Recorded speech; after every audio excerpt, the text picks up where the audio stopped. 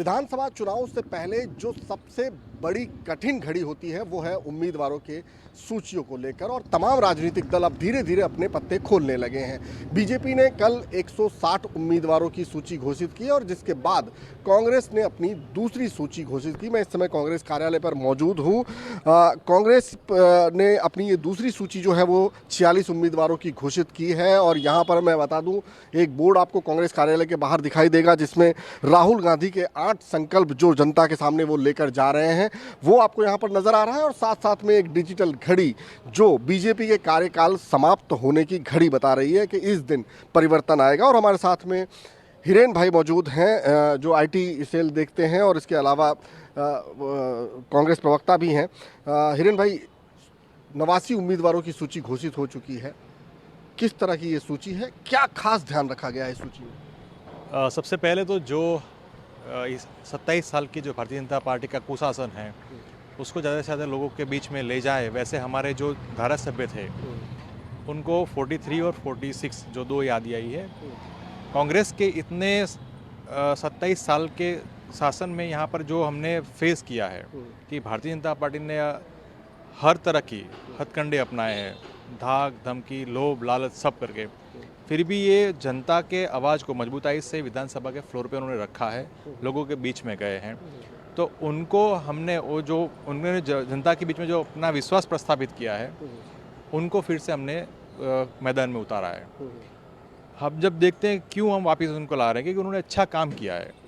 Bharatiya Janata party की जो 160 की जो सूची आई है उसमें से 15 मंत्रियों को निकाल दिया, वो कैबिनेट मिनिस्टर थे। उसके पहले उन्होंने पूरी सरकार बदल दी। 37 जितने एमएलए जो सिटिंग एमएलए थे उनको उन्होंने निकाल दिया। ये दिखाता है कि उन्होंने कुछ काम नहीं किया है। सरकार बदलना एक निष्फलता की निशानी है। भाई, उम्मीदवारों का एक क्राइटेरिया होता है, विनिंग क्राइटेरिया, जैसे बीजेपी ये कहती है कि हमने तो भाई विनिंग क्राइटेरिया रखा था। बता रहा हूँ, विनेबिलिटी इज द क्राइटेरिया। ये उनके नेता ने बोला था कि विनेबिलिटी इज द क्राइटेरिया। अगर विनेबिलिटी इज द क्राइटेरिया था तो 160 में आपको 22 कांग्रेस के पक्ष पलटू जिसे बोलते हैं, दल बदलू जिसे बोलते हैं, उनको आपको लेने की क्यों जरूरत पड़ी? इसका मतलब है आपके पास कोई विनिंग कैंडिडेट नहीं था। तो कांग्रेस भी तो नहीं संभाल पाई ना उनको। आपके पास विनिंग कैंडिडेट नहीं था, आपके पास ऐसा कोई नेतृत्व नहीं था जिस चेहरे को लेकर आप लोगों के बीच में जा सको। कांग्रेस पर 27 साल से यहाँ पर शासन मतलब विपक्ष में है, जवाब दे रही है, लोगों के बीच में जा रही है, लोगों के पास उठा रही है। हालांकि ये बात आप बोलते कि पक्ष पलटू जा रहे हैं, उनके पीछे का कारण आप देखिए, उनकी व्यक्तिगत महत्वाकांक्षा है, उन पे केसों की बात है, लेन देन पैसे की लेन देन हम सबने देखा है। ये सब होने के बावजूद भी कांग्रेस ने मजबूताई से पिछले इलेक्शन में लोगों की आवाज़ को उठाया, 77 सीटें लाए, कुछ सीटों के हम रह गए। आज भी मजबूताई से कांग्रेस पक्ष लोगों के बीच में जा रही है, और जो अभी जितने सीट 89 हमारी सीटें हुए, इससे बीजेपी में खलबली मचना वाजिब है कि हुआ है। इस बार तो आपको आप पार्टी का भी ध्यान रखना है उम्मीदवारों के चयन में। गुजरात का जब तक हम कह सकते हैं, गुजरात 2 पार्टी पॉलिटिक्स में बिलीव करती है।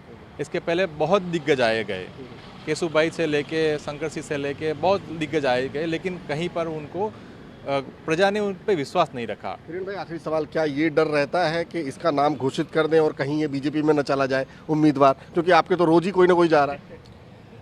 इतने सालों से सर जी ये कांग्रेस पक्ष यहाँ पर लोगों के बीच में जा रहा है। कांग्रेस पक्ष ने नेतृत्व खड़ा किया है, कैडर बेस की जो बातें करते हैं, उनके कार्यकर्ता और लीडर तक नहीं मिला उनको, कि उनको एक टिकट तक नहीं मिली, जो थे उनको निकाल दिया गया।